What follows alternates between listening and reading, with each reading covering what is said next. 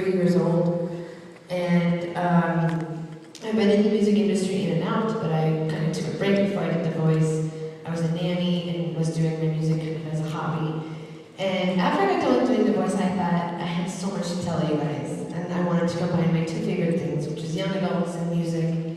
And I wanted to kind of tell you everything that I wanted to hear when I was your age about following my dreams and how to be successful, and give me, I wanted these little tidbits. So I hope that I can give you a few tidbits that I learned a lot from this past year, actually. And if I can inspire one person in the room today, then I consider myself a success today. First, I want to talk to you about goals, and I know you're going to roll your eyes and be like, oh my God, everybody talks to us about goals all the time, every single day. But, again, it was something that I had to use. I learned when I was your age, but I had to use every single day during The Voice. Little short-term goals. It got so difficult at a certain point, and there was so much pressure. Singing in front of 15 million people every single week, I had to set lots of goals. I had to set weekly goals, obviously. It was a weekly show. I had to set daily goals of how I was going to perform to the best of my ability. I had to set goals just to make it through the next hour and keep my life in order while filming and keeping my head on straight, basically. And one of the things that I learned when I was your age that I started implementing, but then sort of forgot about until this last year, was writing my goals down. Writing it down on a piece of paper, not just on your iPad or your phone, but writing them down on a piece of paper. Write your goals down. It actually makes a whole world of difference if you take it from your brain to your hand down to that piece of paper. And if you research it, there's actually like science behind this, why it works if you write these goals down. Anyway, I started doing it again while I was on the show, and I started thinking about what I wanted to do after the show, and which was very, very important to be able to use the momentum that now that I had gained from The Voice to come off of that show and still be successful and find work and do what I wanted to do and be happy. This was one of them. I wrote it down. I wanted to combine young adults and music. How do I do that? Boom, and it happened. Write the goals down. Goals give you direction. They give you direction. They give your life direction. They give you a forward motion. I always said this about goals. I always said goals are just dreams with deadlines. Goals are just dreams with deadlines. And I've been dreaming since I was a little girl. So it was easy for me to start putting deadlines on these things. And that's what goal setting is all about. Writing it down, keeping your head up, moving your life in a forward motion in the direction that you want it to go. I literally put it up in front of me, especially filming The Voice. I put it up like on my bathroom mirror. I would put it up on a lampshade, something that was actually putting it in front of my eyes every single day, putting my goals up. How am I going to be the best I can possibly be every single week? What do I need to accomplish? What do I need to do? You put them in front of you, your life will go in that direction. When I got done with the show, I started doing things that I felt so empowered. If I thought, if I can do The Voice and make top 5, I can do anything, right? So I started doing things on my bucket list, and one of those things was getting my motorcycle license. Which, to be honest with you, after high school, which in high school, like I rode dirt bikes and four-wheelers and all that kind of stuff, but after high school, I got really scared to ride a motorcycle. And I had this fear, it kind of got in the way, so I never got my license. So I wanted to do it as soon as I was done with the show. And we signed up for a class, and it's kind of like driver's ed, where you go in and you have like a classroom for the first couple days, and then you go out into the field and you ride a motorcycle. And at the end of that 5 days, you test on your motorcycle, and if you pass, you get your license. So we're in the field the first day, and it's about the size of this gym. It's like a parking lot. And they spent a lot of time talking to us about keeping your head up, and keeping your eyes forward, and looking where you want to go at all times, because your motorcycle will go where you are looking. they kept saying this. Which also meant if you look down, your motorcycle will probably go down. If you don't turn to the right when you want to make that curve, you're not going to make that curve. If you don't turn all the way to the left, to go left, then you won't go in that direction. And to the point where I was like, duh. I mean, aren't I going to keep my head up? Aren't I going to look where I'm going? I drive a car. I already do that, right? But lo and behold, I get on that motorcycle, and what do I do? The first take down the side of the course. I look down. I got scared. I looked down, and where did the motorcycle go? Down. There's a pothole. I looked right into the pothole. The motorcycle went right into the pothole and down. And then I was trying to take a curve, and I was so scared that I couldn't turn my head. I was paralyzed. I couldn't do it. And the motorcycle wouldn't go to the right, obviously.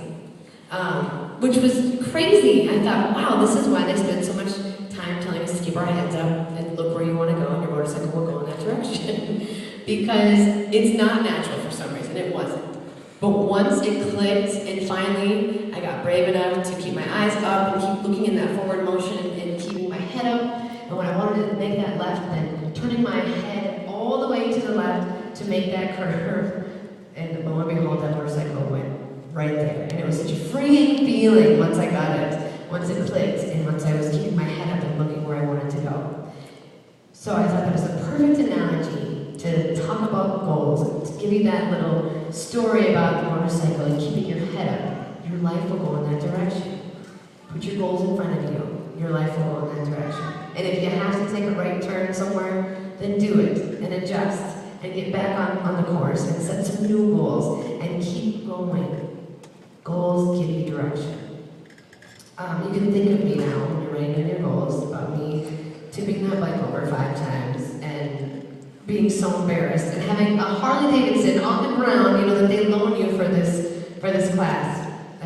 It was definitely quite the moment there. But think about it. Goals. Keep your head up, write it down. Your life will go in that direction. At the same time, while you're making these goals, think about what it is that you love. What is your passion? Mine was music. Mine was music, singing, performing. What is yours? Every single person in this room is good at something. Every single one of you is good at something. What is it? What makes you tick? What makes you feel good on the inside? Adam Levine was my coach on The Voice, if you don't know. Do you know who he is? Right? Your friend? He said something really awesome. Hang on.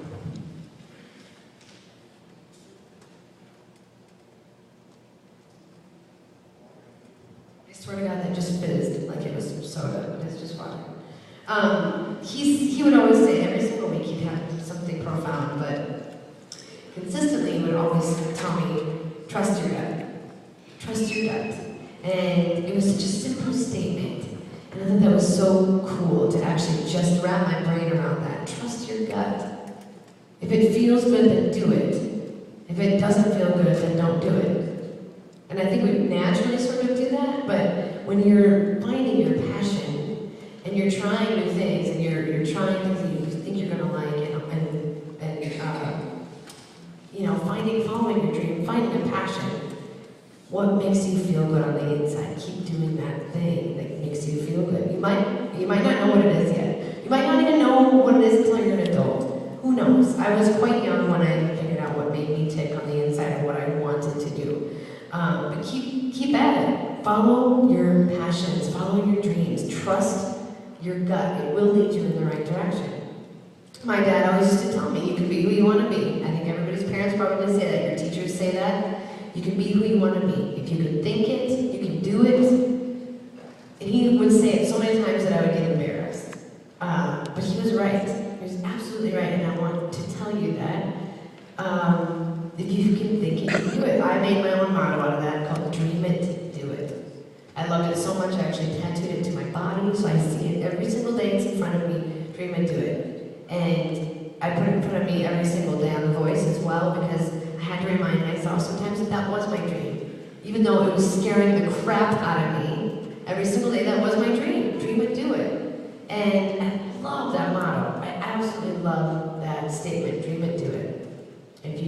want to do it, then do it. If it makes you feel good, do it. At the same time, you guys look around you, you have really cool peers, family, teachers, friends that will lift you up while you follow your dreams. Just like you guys did for me while I was on The Voice. You watched, you supported, you voted, you lifted me up every single day in a huge positive way. And it felt so good to be surrounded by that positivity. You guys need to remind yourselves to surround yourselves with that every single day. You have the power to change somebody's day.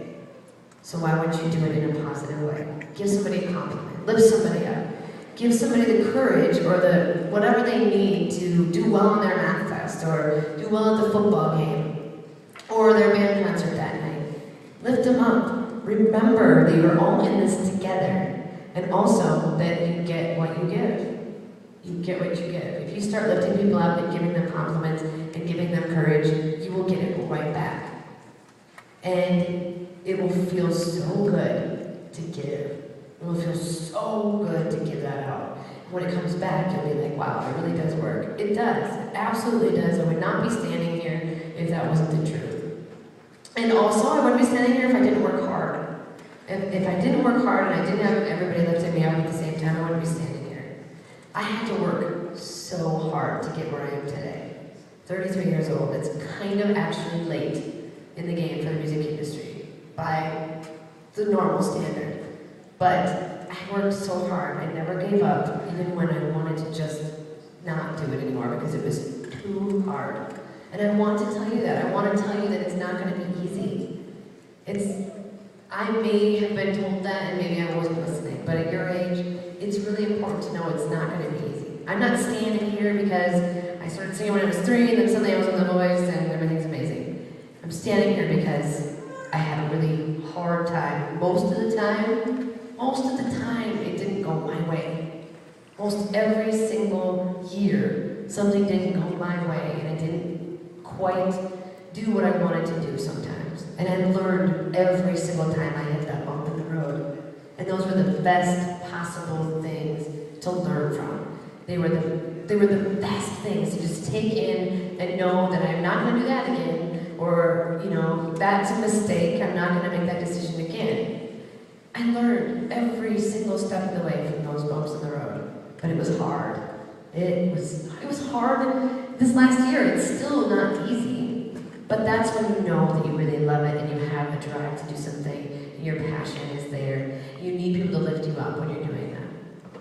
You need the positive energy. You need the people surrounding you to help you through those hard times and make you realize that that's just a bump in the road. Keep moving forward. Never give up. Work hard. And you guys can look at each other every single day in person. You can do it online. This is why I love today's youth. You guys have this awesome tool in front of you called social media. Who is on social media in here? Everyone? Right? If you're not raising your hand, you're probably lying.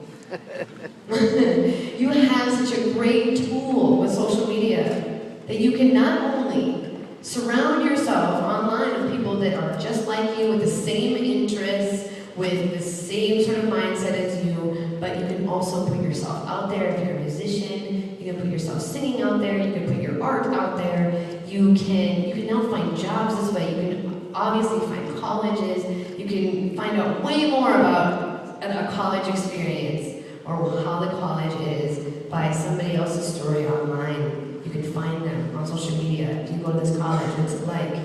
What are the good things? What are the bad things? It's such a great tool, especially when you use it to your advantage for work, for connecting, networking. Sometimes people would pay a lot of money for the kind of networking that you can actually do online with social media. If I had it when I was your age, I think my life would be a lot different.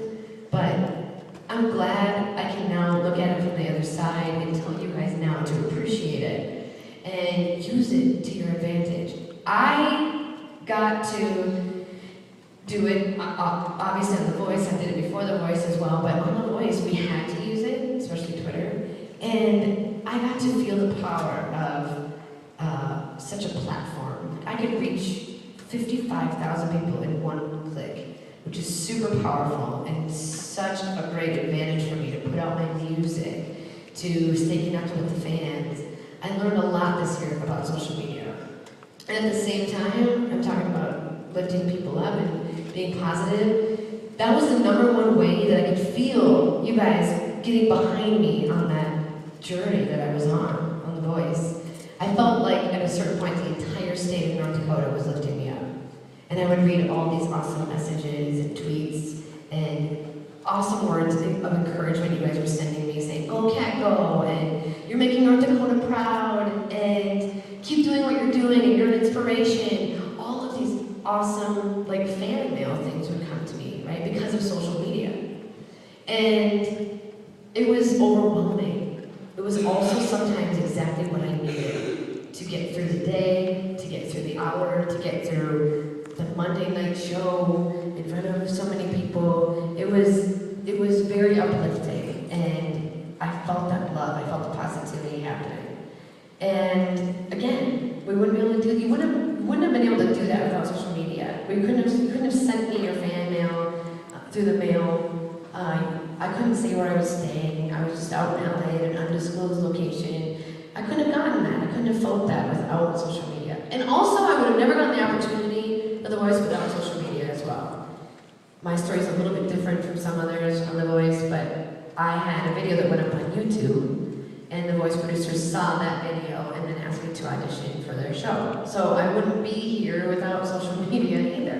Wouldn't be in this position. So use it to your advantage. Do it to lift each other up. You can even just send somebody a tweet that says, "Good luck on your basketball game tonight," or your football game tonight. At the same time, I want to tell you the power of this because I felt the other side of it as well, the other side of the coin, which is just as powerful, unfortunately, and that was the negativity that started to happen. I'll never forget the first time I experienced a really negative comment and people around me saying, "Well, you know, you've made it when you have haters, right?" And it was, yeah, that's funny. Sure, you know, you've made it, or you're doing something right when you have haters. Isn't that a sad statement? It's one of the saddest things I've ever heard. Because I don't feel like it's ever necessary, right? I would wake up to things like, "Your hair is ugly, your teeth are ugly." This guy would, every single week, he would tell me that my teeth were ugly and my smile was too big. This guy would take the time to meld a picture of me, like take a still shot of the television, and then like side by side put a picture of like the Joker or the guy from The Mask, a ridiculous smile, and then he would tweet it at me. Sometimes he would actually direct message me on Twitter and like send this photo to me. He took the time not only to make that photo, but then to get on my social media and tweet it at me, which just blew my mind that he would even take the moment to do it. Could you imagine if this guy was using those moments to better himself or better his career? So many stories about this. I mean, so many opinions about me that people would tweet at me, and this other guy thought I stood too far apart like this when I sang, and he thought it was disgusting and unladylike for me to stand with my legs this far apart while I sang on the show. I mean, I don't understand, again, the negativity, why he felt the need to, be negative towards me and take the time to do it every single day. But lo and behold, he was not the only one, and there were several of these that started to happen. And this is why this powerful statement came to mind, saying, you have the power to change somebody's day. So do it in a positive way. Because you also have the power to do the opposite. There were so many times that I was just getting ready to take stage for a rehearsal in front of the cameras, and we're on our social media because we had to be. And it was part of our job to be on Twitter, and then I would see something like this, and it would literally change my mindset for a long time. And it took me a while to remember that I can use this as positive energy as well. But in the moment, I was like just disappointed and couldn't believe that somebody was saying these things about me. Very powerful. And I would go into maybe this rehearsal with a little bit more being self-conscious because of it. I mean, it would change my day sometimes. And it's not even fair. It's not fair care that somebody could do that. A stranger on the internet, hiding behind a computer, a phone, an iPad, whatever it was, just to be mean. Now, I think a lot of times it was just to get my attention, and I've never engaged in it. I don't know, I could never explain why it happened, but it did, it hurt my feelings sometimes, I'm just gonna say it. And I'm 33 years old, and I had been bullied in high school and middle school, and I've been through all of that, right? And here I am, 33 years old, being cyberbullied, basically. And it affected me, it affected my performance, it affected my, however long, an hour, whatever it was. And that was crazy. So I eventually learned how to use that and turn it into a positive energy, and always thinking, like, how can I be better? And using that as motivation and inspiration to be better and be the best I can be. And that, again, that's my advice to you. You're probably never going to completely avoid it. It's probably going to happen to you. It probably already has happened to you. But use it to your advantage, turn it around. Every single time I looked into that camera, I wanted to smile bigger and bigger for that guy that thought my teeth were ugly. It was great. It was a great, empowering feeling to be like, yeah, you know what? Here's my teeth, and I'm proud of my smile, and I will use it into that awesome, positive, motivating energy, his negative comments. So, my challenge to you is if you find it happening on social media, go cancel it out with something positive. Go cancel those negative comments out with something positive. If you see it happening in real time, and it's right in front of you, do something to stop it. Find somebody to stop it, do something, because my mom said it best. If you have nothing nice to say, then don't say. Exactly. If you don't have anything nice to say, then don't say anything at all. And it's so simple, it's so elementary, but it is so true. Don't waste your time with it. Lift each other up, you guys. I want all of you in here to be successful. Who in here wants to be successful?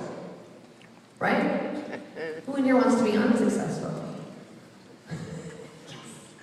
Usually there's one. Usually there's just one. So you want to be successful. You want to lift each other up, right? So do that. Help each other up. So set your goals, put them in front of you, write them down, get specific with yourselves. You are old enough at this point to get very specific with yourselves. What is it that you want? What makes you happy? What makes you want to wake up in the morning? What will make you feel like it's not work? What will make you feel like you're actually contributing to society and you're really happy on the inside, right? Find that thing, find that passion, and don't be afraid of it. Don't be afraid. If I would have been too afraid, I would never be standing up here right now. So being fearless, right? That's what the song's all about. That's why I wanted to have that message, to follow your dreams and be positive, lift each other up. And set your goals. I promise you, I want somebody in 15 years to come running back to me and say, Kat, you were right. Writing them down actually made a difference. And it's such a geeky thing to stand up here and say, but it is so true. It will make a difference. Can I sing for you? Also, give a huge round of applause to your teachers who brought me here today and that guide you every single day.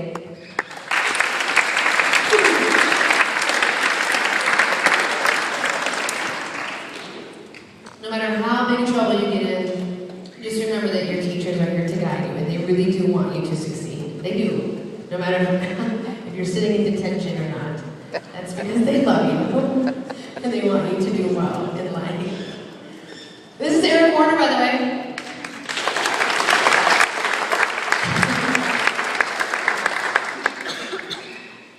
And this gym, by the way, is awesome. Thank you so much for having me in this beautiful school. It reminds me so much of where I grew up in Scranton. Does anybody know where Scranton is? Yeah. Where is it? Scranton. Well, I would say a town of 300, but I'm gone, so it must be 299. No. All right, the song's called Fearless. You can get it on iTunes. We sold some copies, I think, here today, too. The words are very powerful. This is why I wanted to have this song as my first single.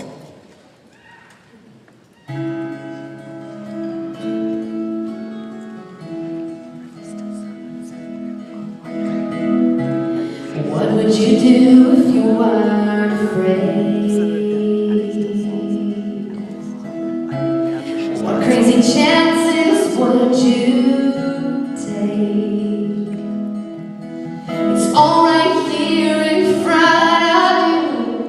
All right, here